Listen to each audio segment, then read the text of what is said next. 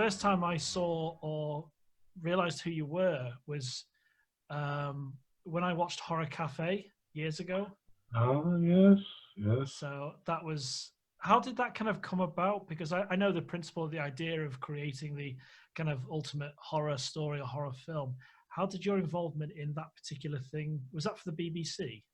It was the BBC. It was actually supposed to be one of several programs along similar lines, in fact. There'd be the Horror Cafe, the Comedy Cafe, and I don't know what else would have come, but, you know, those were the two. Now, let me just tell you what happened, why the series never came to fruition. Apparently they did the Comedy Cafe, was alternative comedians. Now, I don't know who was involved because it was never actually shown. But apparently, whereas, as you remember, you know, the horror writers and horror filmmakers got on perfectly well. We were all, you know, well, we were all, a lot of us were pals anyway before the program even got shot. But, you know, we all got on very well. Whereas the alternative comedians apparently got on extremely badly and eventually, you know, virtually came to blows.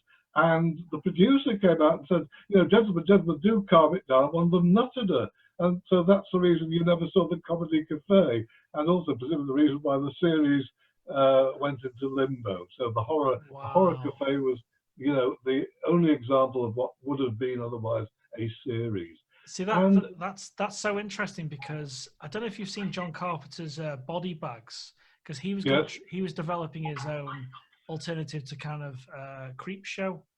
And yes. I obviously, so many people loved Body Bags in, you know, in when you rewatch it now, because it's had somewhat of a proper release. And yes. I didn't know anything about the series supposed to be past that, and because it's such a, for horror fans and horror fans of every medium, it's such a wonderful thing to watch, and it's like it's like this little gem that people discover.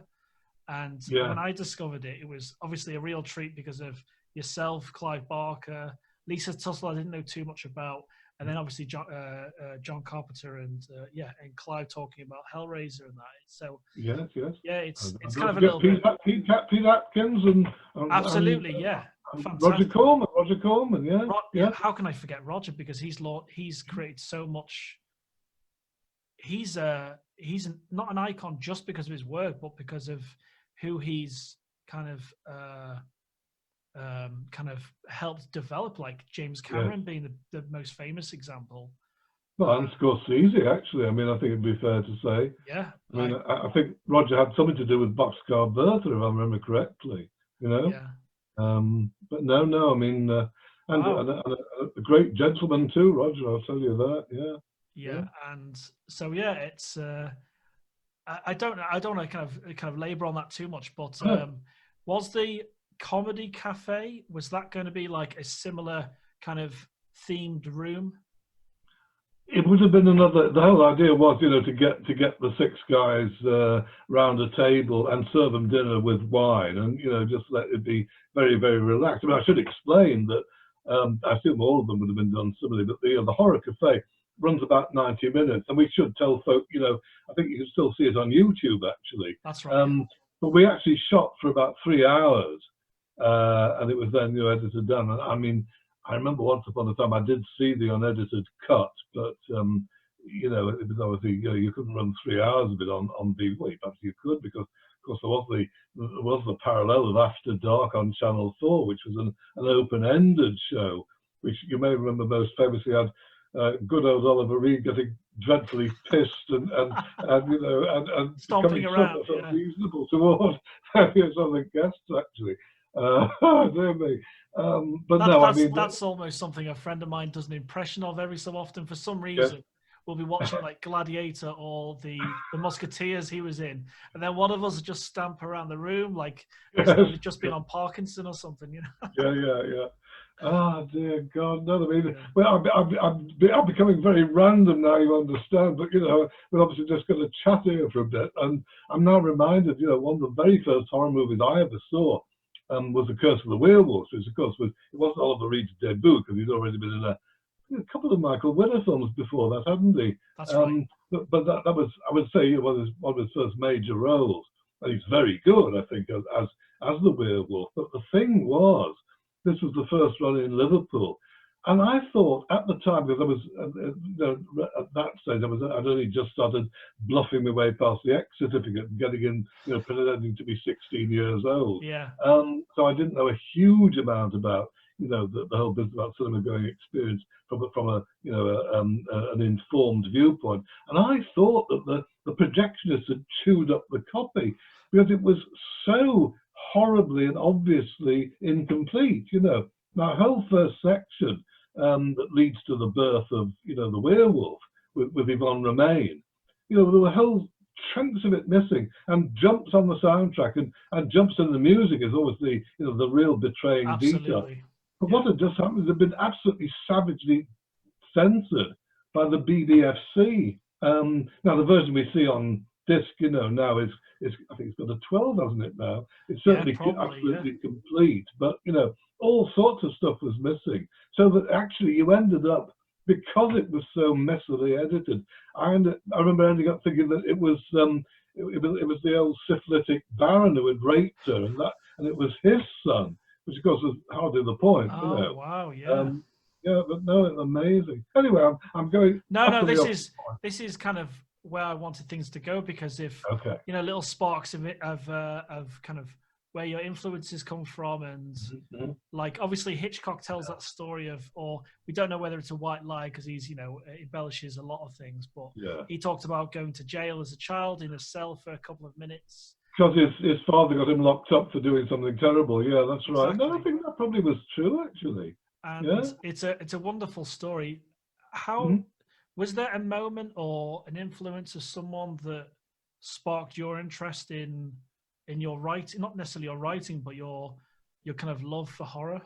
Love for horror, yes. Oh, good Lord, yes. I mean, there were a few, really. I mean, the absolute earliest one, I mean, this sounds bizarre, but although actually I'm not the only person to cite this particular unlikely influence, and that was Rupert Bear, the old Daily Express cartoon, also got an annual, every Christmas. And there was one, and I was horribly precocious. I was probably about 18 months old. I was reading, and so it would have been about just before my second birthday, I think. And I got this Rupert Bear annual, in which there's a Christmas tree that becomes animated, and it's supposed to be sort of slightly charming thing for kids. And I found this wretched thing absolutely terrifying. It goes scuttling out of the house and leaves a trail of earth behind it. And little Rupert follows it into the woods and sees this kind of prancing silhouette against this night sky. I mean, it's the stuff of M.R. James almost, isn't it, really? Yeah, absolutely. And actually, I did learn later on that parents used to complain to the Daily Express because their kids were terrified by stories of Rupert Bear. So obviously I wasn't alone, but whereas the other kids grew up and just went off and became accountants, I grew up and became a horror writer. That's the fundamental difference. That's what makes you a horror writer, basically. Absolutely. You don't become an accountant. I'm gonna have to seek that out, because maybe I saw it when I was young as well, or in some way, in some form or another. But I had an idea for a Christmas tree, basically a horror short story. A short film, possibly, of a tree that opens up and takes children away into the tree itself, and then the families are looking for the children. So I will have to seek out that Rupert the Bear. You should write the story. It doesn't matter to seek out Rupert. Absolutely, Bear. yeah. No, definitely. Well. But so that's a really interesting way to look at it, especially when have you looked at it on hindsight? Does it look like a creepy tree? Yes. Oh yes, that was one of the things. I thought I was going to be disappointed, because I mean, clearly I was having night terrors about this, and my mother must have quietly, lost the copy.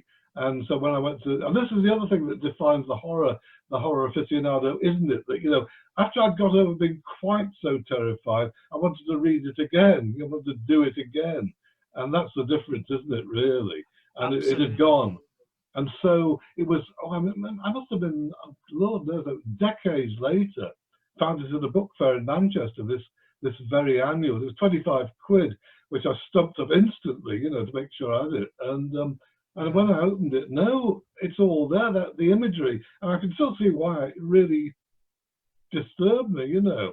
I've got that sort of eerie atmospheric quality, and even in the writing as well, there's a sort of little high voice you hear supposedly behind the tree, and I actually thought, no, it's in the tree, you know, don't go following it. So I was obviously getting it even then, yeah. That's really interesting, because on a flip side, people that have kind of loved and enjoyed your writing, they must get a similar thing. Obviously, your writing kind of goes down a very dark path in a lot of ways, but that was such an innocent story that you were reading and looking at. Sure. That's a really interesting starting point.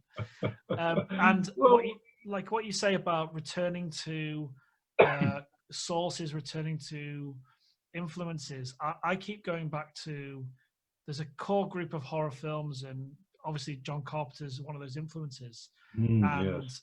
Clive Barker of the last few years, for me, the real appreciation for his work, and especially the first and second Hellraiser films themselves.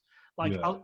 I'll give you a little thing now, because this lighting is for the videos I'm going to do for the festival. You see, you know, like the announcements, that kind of thing.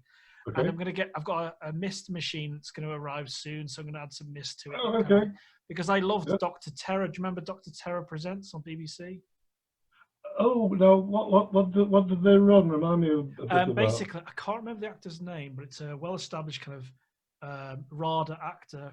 I think it was late 80s, 90s, and he'd be dressed as a demon with a cravat and a smoking jacket in a high chair, announcing films, talking about horror, low-budget horror, and it was on really, really late. I think it was like 1 o'clock in the morning, and it was on BBC Two. I think it was Dr. Terror Presents. Yeah. And you know how the BBC used to make kind of little idents of their channels? Like you'd see the BBC Two and there'll be like swooshes or whatever. Yeah. There'll be some sports thing. Well, a lot of those were like knives going in, blood pouring out.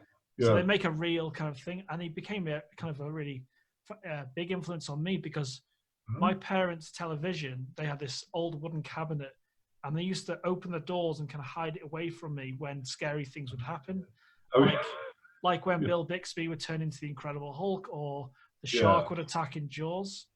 So when Dr. Terror was on, my brother would wake me up. Oh, he's on now. Should we watch it? He'd close the door so I could see the screen. And there's this demon on TV talking about horror. And then that kind of real connection or love for horror started there. So on a little note, when I've got this whole look finished, because this is kind of almost the finished lighting, I've got these are supposed to be plastic, but I'm going to hang these chains, and there's going to be shadows from the chains. And very good. Okay. Because of course, Hellraiser, yes, exactly, yeah, and it's such a influential film, and his writing, his work overall. Yeah. And was Clive one of the people you knew growing up, or was it just someone you knew based on the Horror Cafe?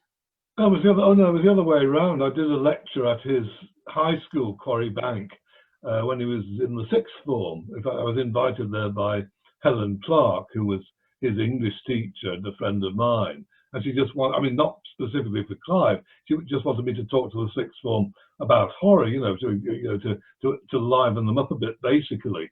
And I remember doing a talk illustrated by things such as reading them the finale of The White Powder, the Arthur Machen, and talking about how this is clearly about venereal disease, at which point several members of staff got up in disgust and left. And played with some Frank Zappa and did all sorts of other interesting stuff. And then, because I was then in the early days at BBC Radio Merseyside in Liverpool, my producer Tony Wolfe wanted to do. He ran the arts show, for which I did film reviews, and he suggested we should do a program about horror and bring in some of these students who I'd talked to. So we duly, Helen selected them. And you could guess who the only student was who talked more than me about horror even then. And that's how we became friends, really, Wow, and then that's fantastic. Came the Books of Blood when well, it was actually when Sphere had bought them, the original English edition, that Clive rang me. I hadn't seen him for years, actually, just basically for advice on his contracts, because his agent was a theatrical agent who didn't know much about book contracts. Or so Clive said, I mean, I suspect Clive wanted me to read the Books of Blood, which is fine with me. Because in fact, once I had looked over the contract, which is absolutely fine, good standard publisher's contract, and he said, if you'd like to read any, I could give you a Xerox. And so I duly said, yeah, let me read them. And he said, if you just read a couple, maybe. And I remember he said, Midnight Meat Train, In the Hills of the Cities. I think Dread was the third one.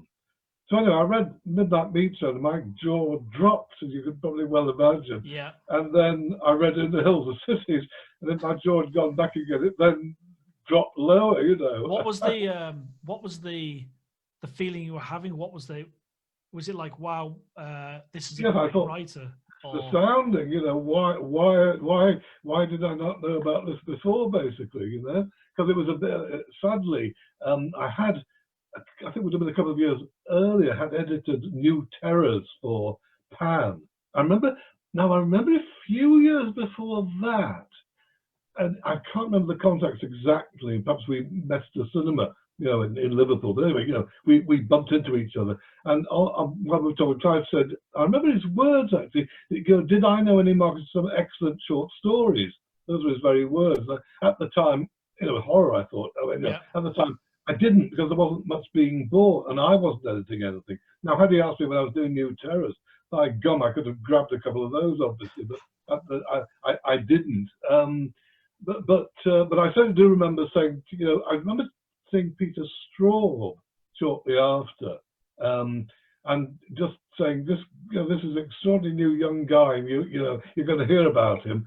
And I told him just the basics of In the Hills of Cities, and he said, my God, there's a genius right there. He then, I think I'm right in saying, told Steve King, and it was from this that Steve then, on a panel, came up and said, I hear there's this guy in England, and who may be the future of horror. A quote which got, pared down to "This is the future of horror," which is not quite what Steve had said, but anyway, he was glad to endorse it, having read the stories. So that's the continuity of all that. That's wonderful, because because I've got a very close friend of mine, Will Cotton, who sent me a couple of questions to ask you, because he's been a fan of yours for a while, and he's based in he's not too far from me, and because we kind of watch the Horror Cafe every few years together, because it's such a positive thing for horror filmmakers and writers to watch. And what you just told me gives it such a different context now with you and Clive in terms of the dynamic. So yeah, that's pretty wonderful. I've got a couple of questions from Will, and then we'll talk about the festival stuff as well. Okay. Have you seen Color Out of Space by Richard Stanley? I have, yes, I have. What did you think of that?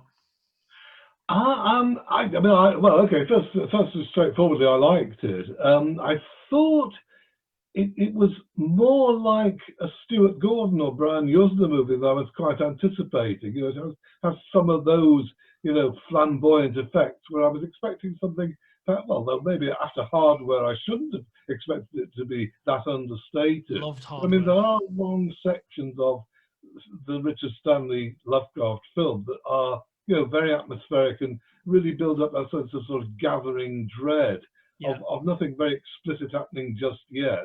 But then, we do get quite splurgy and splattery up to a point, particularly with the, the merged mother and child, which is a very a truly horrific concept, I think, and actually it's a very harrowing thing to watch. The way it's played and the way it's filmed. So I think the film works very well. I think what I need to do, and I'm going to do it very soon actually, is look at it again, because having expected Richard Stanley's take on the Lovecrafts being pretty close to the original story, it's a bit less so than I expected. As I said, a bit more like Stuart and Brian's films. And so now I'm going to have another look at it as itself, as you need to do, really. Absolutely. Any film that's based on a work of prose. But but I mean, certainly I'm in favour, and I'm certainly looking forward to his Dunwich Horror, and whatever the third. I believe it's going to be a trilogy, isn't it? So I don't quite know what the third. And I gather there are some kind of little references in the colour. I mean, some of which I got. I think there are, yeah. But I believe there are little. I mean, I believe is it not the trademark of the newspaper? The reporter, that's a sort of Lovecraftian reference too, which I must admit I didn't spot. So that's one good reason to go back and look again. Absolutely, like being able to have different layers, watch these different layers of films. It's a real treat to discover that, even if you don't fully see every facet of something, or when you read a book and you, after a few years and you've matured, you've gotten older, when you reread something, it can mean, so many different things to you. And absolutely. I think revisiting books, revisiting films, revisiting art generally, it means so much. Like I went to the Tate Modern in Liverpool a few years ago, and it's the only time when I saw a piece of art I had a reaction to it. I can't explain it. It was really odd, and it was who was it? Ed Harris played him in a character. It's all the lines of paint. He did his summer collection. Oh my god. Pollock. Pollock, yeah. I saw Jackson Pollock piece of art on the wall. I don't know. I don't know what it was. I just had this reaction to it, and I'd seen his stuff years before. But when I saw it in person, I was just kind of taken aback by it. There's no I wasn't reading into it too much, or I wasn't seeing any particular meaning. But seeing things in a different way, like when I'll be completely honest with you. When I saw The Thing, John Carpenter's kind of remake or his interpretation of the original story, I didn't like it. I was about 17, something like that. But then a few years later, when I started making short films, started to write my own little, very small short stories, that kind of thing, I revisited it and I watched it in 16:9. It's anamorphic aspect ratio. Yes.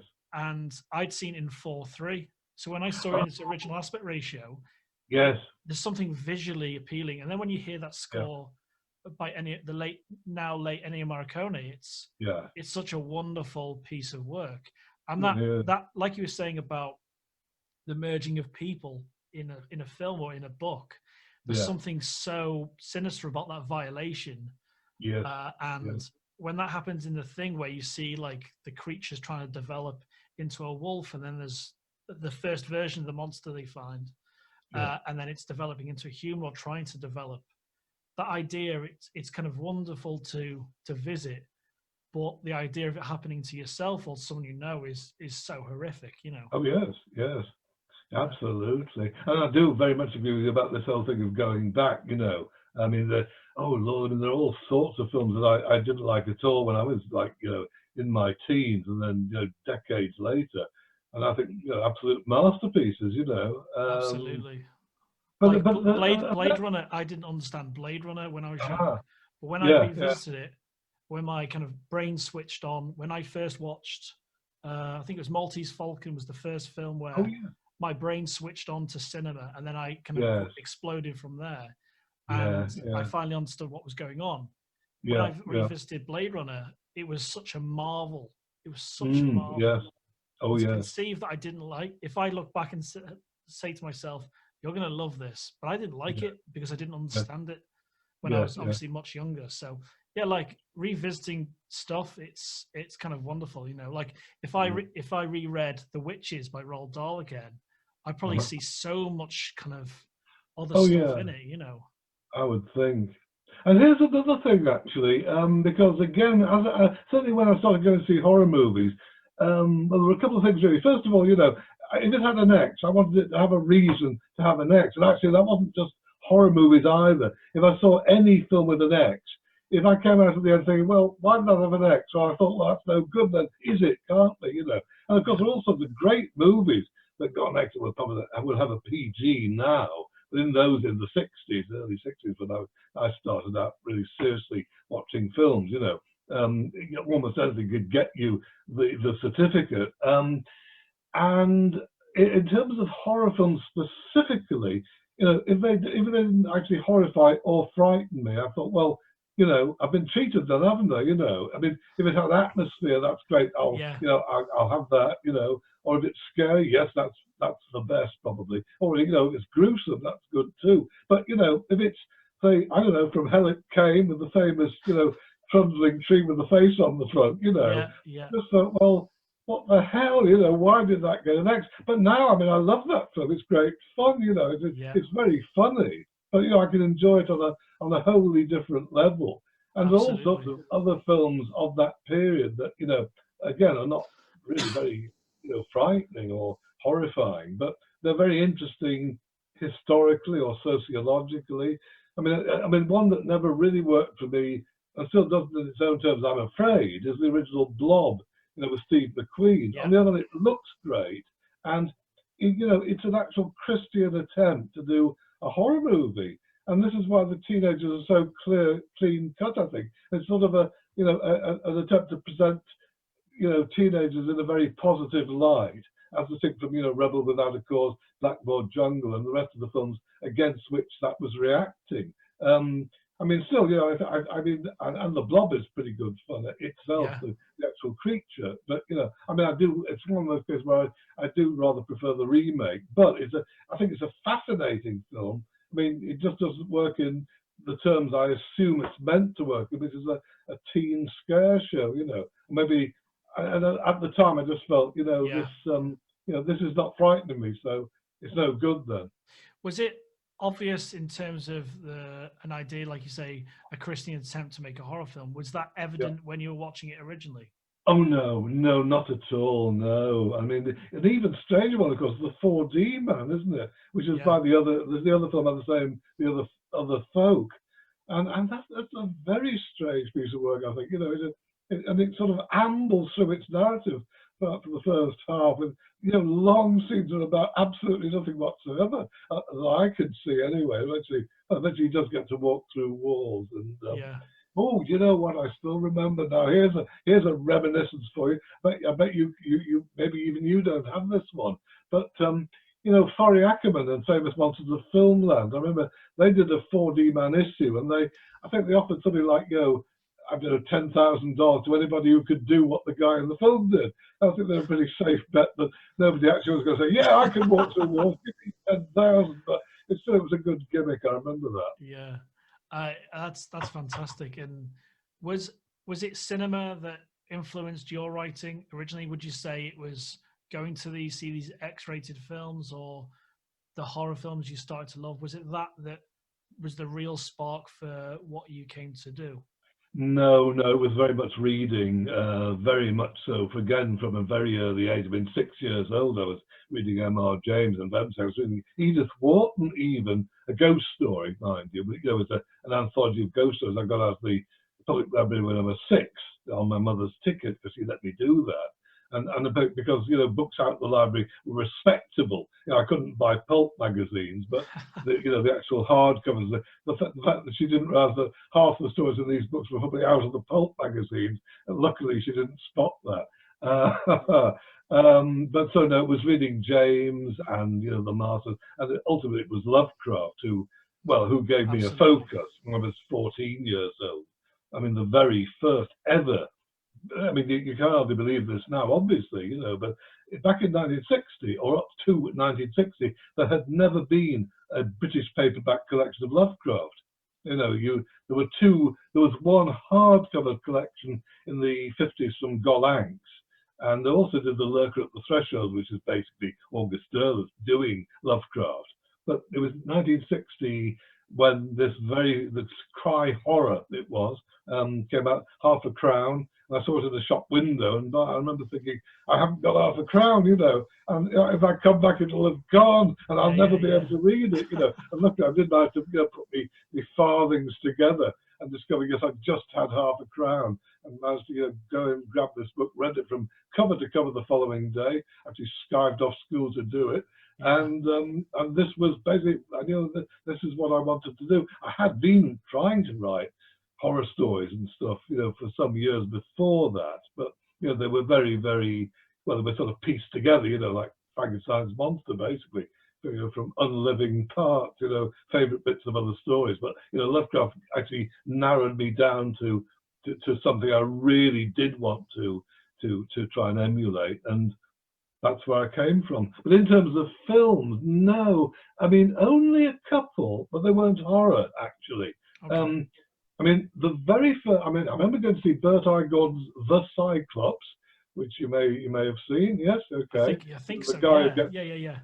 he gets gigantic because of atomic radiation, and his scalp has sort of flopped over one eye, so he becomes the Cyclops. But on with this, you know, I didn't know anything about it when I went in. The day I was seeing once the Cyclops, and on came this other film. There was writing along the bottom of the screen. So what the hell is this? You know, what am I supposed to do now? Am I supposed to look at the film or you know, read the writing? And I eventually sort of figured this out. And after about 15 minutes, I thought, what am I looking at? I don't believe I'm seeing this on a cinema screen, you know. This is so far beyond what I could imagine you could get away with showing. And this was Buñuel, and it was Los Olvidados, the well known as the Young and the Damned in Britain, which is basically Mexico City in the 50s about street gangs. And I mean, City of God, you know, does similar things later on. But by God, City of God fades into insignificance against the Buñuel, which is just goes so stark and, you know, unrelenting. And there are images that just sort of push through realism into what amounts to the surreal. And there's a dream sequence in the middle, which is just there. You know, it's not. There's no rippling effects. It happens. You know, it was very typical of Buñuel, of course. Wow. You know, and basically this sort of sent me off in the direction I was going to follow. So, you know, sort of contemporary realism, but invaded by, you know, the uncanny, or not even invaded by so much as, you know, giving rise to the uncanny and surreal, if you like. So that was one. And I think the other one was last year in Marienbad, which I saw when I was, I think, just about turned 17. And I sort of reeled out of that, not really know what I'd gone through, but, you know, absolutely haunted by it. I still love it. I mean, I saw it on Blu-ray just the other day, and it still works for me. And I mean, it's still like amazingly disturbing, you know, and just with a cut, you know, just sort of undermining your all your sense of where you are, when you are, you know. I mean, you know, it's more disturbing than many a horror film, I think. And I think that also kind of, you know, gave me ideas too. Absolutely. And, you know, when you're reading especially, your imagination, depending on how it's firing, can send you off in all sorts of spirals. It can really kind of scare you or make you happy or whatever the type is. To really kind of that's what I love about reading horror and looking at some content from 2000 AD or reading a novel I've not read for a while, like a couple of Stephen King's and a couple of pieces of your work. And when I reread these, they mean so much, you know, like we go back about revisiting. When you revisit a book, it's like, oh my God, I read that when I was a child. You know, it's the kind of effect you have and the realization, I can't believe I read that when I was younger. But if you've got a stable mind, then you can read that and be horrified by it, but it doesn't kind of affect you, you know, outside the context of reading it. But yeah, it's fascinating. Tell me this. I'm sorry to interrupt. I'm just thinking aloud.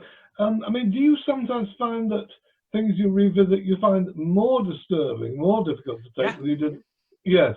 Absolutely. Like, let me have a think about it. Yeah, let me come back to that. Okay, well, let me give you mine, and if you like. Okay, yeah, absolutely, yeah. I think in many ways it is a horror film, but not in any remotely conventional sense, and that's Pasolini's Sarlo. Now, the first time I saw that was actually at the London Film Festival back in '75. It was, and it was actually, I mean, you very rarely see this version. I think it was actually dubbed not terribly well into English. Because about, you know, United Artists expected to be able to do an international release in English language territories. Well, little did they reckon with the BBFC at the time, obviously. And I mean, I had in fact read the novel not that much earlier than seeing the film. So I mean, to that extent, the film is a relatively pared down. So it was not toned down, but it's obviously not as relentless as the novel, which goes on for hundreds of pages about the sort of thing that the film will deal with in one or two scenes. Yeah. But nevertheless, well, you can well imagine probably that there were several points of the film in which several groups of the audience got up and left very hurriedly, and I'm sure you can predict which those scenes would be or imagine. But they didn't affect me that much at the time. But seeing it on Blu-ray these days, I find it a great deal more difficult to take. I mean, it's a film I admire, and I do think it's a serious piece of work. I don't think it's exploitation in any conventional sense. I think the very starkness of it, it kind of militates against that. But I do find, I have to steel myself to watch it these days, which I certainly didn't back then. Something that horrifies me more now when I rewatch it, and I watch it every so often because I love it. I love it quite a lot. Is when I watched Hellraiser, and when you realise how awful a person Frank is. Oh yeah, as a character, he's just a dreadful, like manipulative. When you come across someone that manipulates someone else, and you're conscious of it, it's a really quite a terrible thing, because Frank manipulates everyone involved, and he's such a, like, you think the Cenobites have come from hell effectively to try and find him again when they realize he's escaped. And when you rewatch it and you watch Frank overall, he's just he's probably the worst thing in it in terms of the most terrifying person. Yes, absolutely. Something that I only watched it the other day, but you're absolutely right. It still stands up extraordinarily well. Oh, absolutely. The score is masterful, obviously. Well, yes, old Christopher Young. Although I mean, it's interesting. I mean, have you will you have watched the interview on the Blu-ray with Steve Thrower? I haven't. No. I've got the restored Blu-ray, but I've not seen that interview yet. Because I'm sure that Coyle wrote an unused soundtrack. Yeah.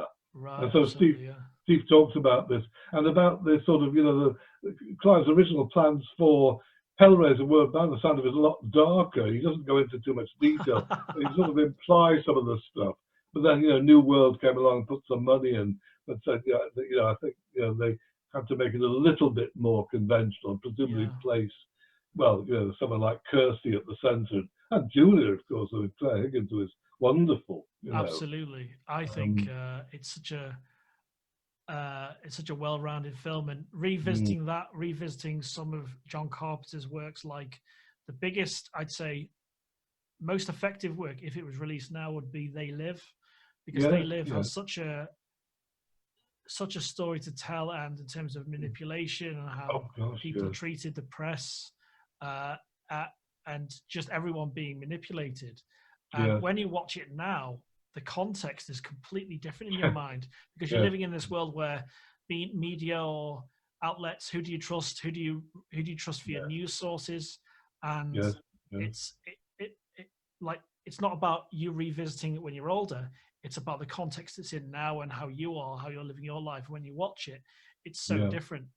And it's a wonderful thing to think about, where you can revisit something several times throughout your life, and it appeals to you, it disgusts you in totally different ways. Yeah, that's right. I think books, I think cinema, art, definitely. I think it can affect you in so many ways. Yes, I mean, just to get off the top of my head, I was just reminded that, one of the great manipulative, actually in a way manipulative, the film too, but in a good way, but a film about manipulation, one of the masterpieces, surely is Vertigo. Absolutely. Absolutely. You see, to me, the most disturbing moment in that film is when Kim Novak comes into James Stewart's apartment, having made herself back into Madeline, and there's this extraordinary sort of greenish illumination from the neon sign outside. But it ties in with how his mind, when you see his mind with the head, with the colours, that's right, so beautifully visually.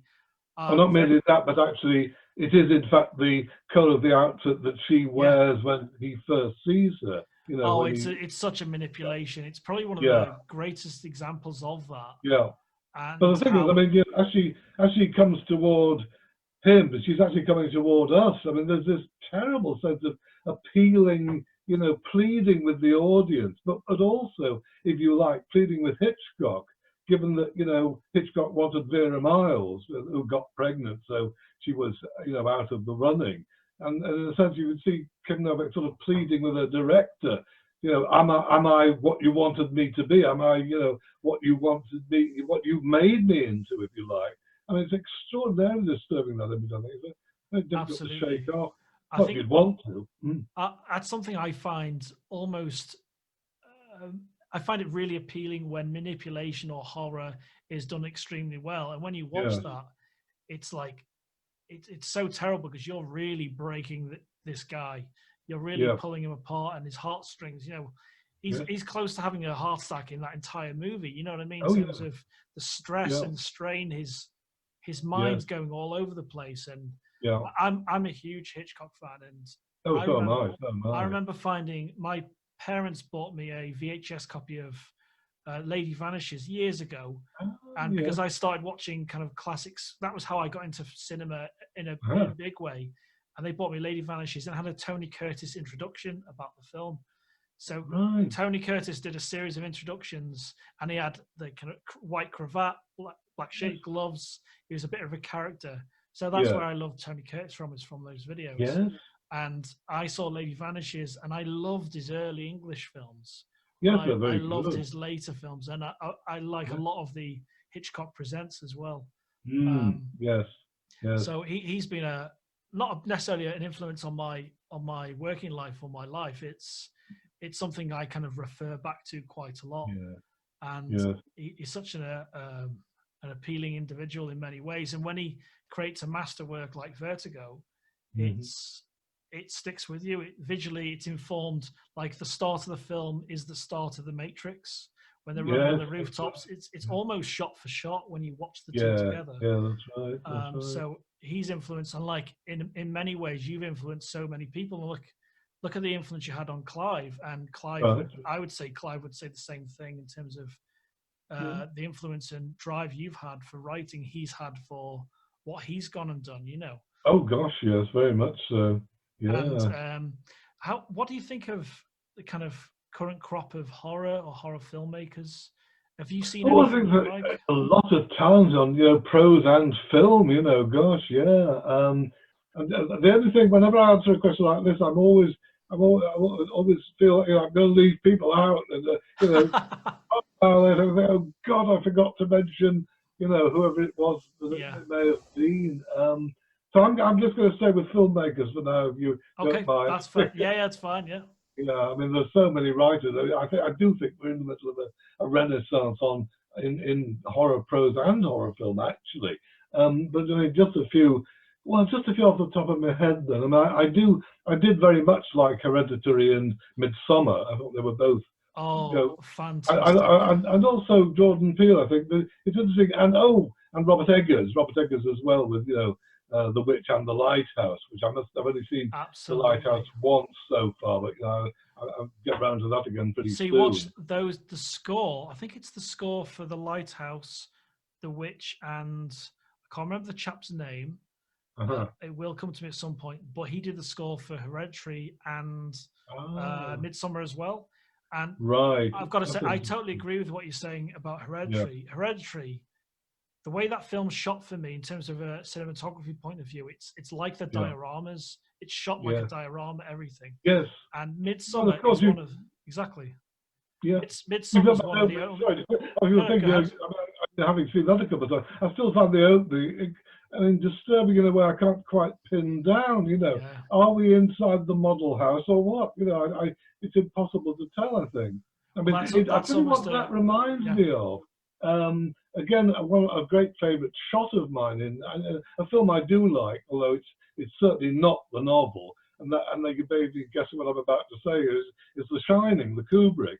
Yeah. And there's that moment where Jack is looking down on the model of the maze, you know, And we then cut to an overhead viewpoint shot. Now, are we seeing the model with tiny figures walking around in it, or are we seeing the actual maze with the real people? I don't think we're supposed to know, are we, really? No, exactly. That's the beautiful, yeah. Another manipulation. It's yes. like Hereditary. Are you in the model? Are you watching the film? You're never quite sure. The genius of, for me, with Midsummer, it's gut-wrenching in many ways in terms of what's happening to the people, but it's one of the scariest or slightly darker films that's all in sunshine. You never see I can't remember a great horror film, possibly Wicker Man, that's entirely in daylight, because you associate horror with darkness. I suppose, well, one that sort of comes to mind is not supernatural, mind you, of course, is Repulsion. I don't think there's any night scenes in that, actually. That's a fair point. Yeah, absolutely. Completely stark, daytime. I mean, the other thing very much about all those films I just mentioned is, they don't go particularly for, pop-up shocks. It's a sort of sense of just accumulating dread, really, throughout. Just a gathering of something very menacing, and it works extremely well for me. Now, let me think. Who else are we thinking of now? Or am I thinking of? I mean, Vivarium I liked a lot. Yes, and Without Name, which is by the same writer and same director. Both those again have this sense of. I mean, I love the opening, a very early scene in Bavaria with the estate agent who is somehow horribly wrong. There's something not quite human about him. He's almost got this about being like a human being, but not quite. I love that scene. I like the whole film, but that particularly. The Hallow, I like a lot. Another Irish horror movie, independent. The Borderlands, I remember as being. Not every found footage movie does work for me, although Blair Witch terrified quite considerably out of me, actually. I saw that before the hype, actually, funnily enough. It was friends of mine, Krista Faust and Dave Shaw, just said, watch this. It's a horror film in the form of a documentary. So I knew it was fake, but it just worked extraordinarily well. I'm sort of straying off the point here, aren't I? No, this is perfect, really. Yeah, all right. I'm sure there must be. See, here I now hit the point of thinking, but I've left something out. What the hell have I left out? I will just say, while I'm, just rambling on here, that the one filmmaker, I mean, he's obviously been going for quite some time now, but the one filmmaker many of whose films I found absolutely terrifying, or whole sections of, and sometimes most of the film, is David Lynch. I mean, absolutely. Just that straightforward. That straightforward. There were points in Far Walk with Me and Lost Highway, particularly, and Mulholland Drive. Well, I actually found myself quite seriously sitting in the cinema saying or thinking, if this goes on much longer like this, I may have to get up and leave, because I don't think I can take this. I have to come back and see it again another time. Never quite got that far, but close. Yeah, absolutely. I've walked out one film, because I used to work in a cinema in Chester. I walked out one film, and I nearly left the last Indiana Jones film, because I felt, I love, his films, Spielberg's films are fantastic on the whole, and I've always had an affinity for his films and a wider variety of horror now. I love his influence on Poltergeist, the film, is really evident. It's very difficult to kind of, you almost say it's his film, even though it's not credited as director. I think it's Tobe Hooper. Yeah, but it's a bit like Hawks and The Thing, isn't it? Really? Exactly. Yeah. So when I watched the last Indiana Jones film, I felt betrayed in terms of the genuine feeling, like the lack of CG in the originals, the approach to the film. I had a real disconnection, so I was very close. I had this massive rant for half an hour, because I think I went to see it at I think it was the Birkenhead View. I think that's where I went to see it with a friend of mine, and I drove back to North Wales. I was just when you love something and you want to tell everyone about it, like when you agreed to be part of this in a judging way, I spoke to my friend Will, and he was incredibly excited because he's a huge fan of your writing. Oh, right. Well, So, hi, Will, how you doing? oh, he'll love that. And when you're passionate about something, you're so excited to tell everyone about it. Yeah, But when it's the opposite as well, when you really don't like something, I can go on this massive tirade about it with just as much energy, you know. Yes, yes. So just going on to the festival a little bit. Okay. So it's going to be a really simple, straightforward process, and just having you on judge these films, I think people are really going to gravitate towards it. And we've actually just confirmed another judge, which I'll tell you about in just a sec. So Okay. I'm having someone like yourself, Ramsey, in terms of the writing world, be a judge on people's films. I think people really, really love that. And we've got a second judge called Dave Kendall, who's a horror artist, and he's actually illustrated. I found him based on looking for your name on Instagram, and he did a couple of pieces of work about. It was a nun with her twisted fingers, and he works for 2000 AD at the moment, and he's worked stuff for Magic the Gathering and World of Warcraft. So he's going to be like a visual judge, and I'd like you to officially to be a judge on storytelling within the short film. So it'll be, I think I mentioned this in the email, it'll be like, I think a maximum of 5 films, and they're all going to be 1 to 5 minutes each. And then there'll be like a 3-week window where we just need what you think, and if you wanted to do a little video, which I can help you with, saying why you've picked it towards the end of the video. That's it effectively. But we're going to announce yourself, your involvement, because you've been so generous with your time. And it's really enjoyable to speak to someone that isn't a horror filmmaker. You know what I mean? It's a different aspect of horror. So it's been an absolute pleasure talking to you today as well. So, my pleasure. So the submissions open on the 1st of August, and we're giving them a huge window of opportunity to make their films. And we're accepting films for within 2020. So if they've made them in 2020, that's great. Right. And then the closing date's the 1st of October. And then there's a 3-week I think 3-week or almost 4-week window where we need you to pick your film. I'll help you record a little video, possibly on Zoom, about why you've picked it. And that's it, really. Okay, sounds good. Then there'll be. So this kind of started because I love horror so much. I created this Isolation Film Festival, and we had submissions from over 5 continents, from all over the world, and we had no financial backing, anything like that. But we had, I think, over 100 films, and we had the variety of horror, sci-fi. We had all sorts. So after that success, and we've got backing next year for it, financial backing, to kind of market it a bit bigger. I wanted to do a horror, not horror version. I wanted to do a horror thing that's completely different. So if you see any of the little videos of me on that festival, they don't look like this in terms of the shot. Right. So I wanted to give it a completely different vibe and make it for horror filmmakers, not because of isolation, but to give them another creative avenue for their creativity. Yes. So does that sound good to you? It does indeed, yes. Excellent. I really do appreciate your time, Ramsey. It's been an absolute pleasure talking to you about movies and everything. Oh, my pleasure, Alex. If I may be so familiar, that is. No, it's great. And I think what we'll do is we'll release a little snippet of this episode in like a couple of weeks or so about your involvement, and I'll use some book covers. I'll send you the example announcement video about your involvement, and then make sure you're happy with that. It's going to be a friend of mine's going to score it. He's going to write some horror music for it as well. So as long as you're happy with that, I'll release that online. And then okay, that sounds good to me. And thank you so much for taking the time out of your day as well.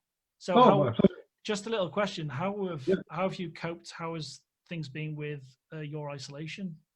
Well, to be honest, it's made no difference. I mean, oddly enough, I'd started a novel, writing a first draft of a novel, before the lockdown.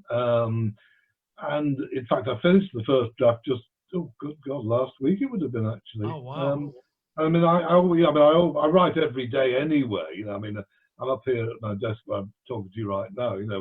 I'm up here by 6 in the morning. That's 7 days a week, and that really hasn't changed at all. And I mean, because the novel doesn't actually touch upon the pandemic, because it was already, I pretty well knew where I was, well, in a broad sense, knew where I was going with it. There was no way of kind of suddenly shoehorning that in. But oddly enough, it'd be too obvious as well, wouldn't it? Yeah, it would really. But and I hadn't really planned to write about the whole thing anyway. But funny enough, there was an idea that I had in mind of will indeed be next year, well, probably next year's novel now, next year's writing, I mean.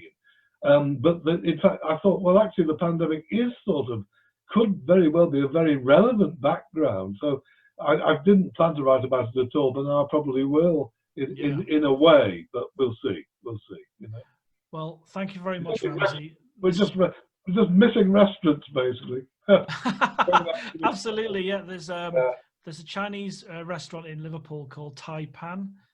Yes, Tai Pan. We know it. Absolutely love it. And very good. My future sister-in-law, she lives in Manchester. There's a Tai Pan there.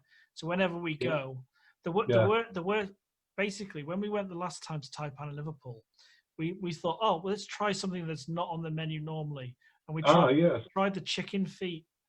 The chicken feet. It was the worst experience ever. Yes, I'm sorry. You try that once. I'll tell you what the worst experience is. Okay. Just so you won't try it. And because we were in Milan, I was a guest of honor actually, Milan a couple of years ago, and we're very much like you, I think. If we've not tried it before, we'll try it. And there was donkey sausage, and you don't want to know. I'll tell you, you really don't want to know. I mean, a great restaurant, so obviously that was how it was meant to be. Yeah. But I'm not greatly fond of game. But my God, this was game gone south, basically. So really take my warning. Donkey sausage is the most horrific thing you'll ever encounter. So don't. Well, thank you very much, Ramsey, and I'd love to speak to you again closer to the time. I might even show you a couple of the films when we receive them. Absolutely. So this has been an absolute pleasure, and you've made my day. Oh, my pleasure, man. Look after yourself. Absolutely, and I won't be eating donkey sausage anytime soon. That's right. Nor will I. Absolutely. Okay. See you soon, Ramsey. See you soon, man. Bye. Bye.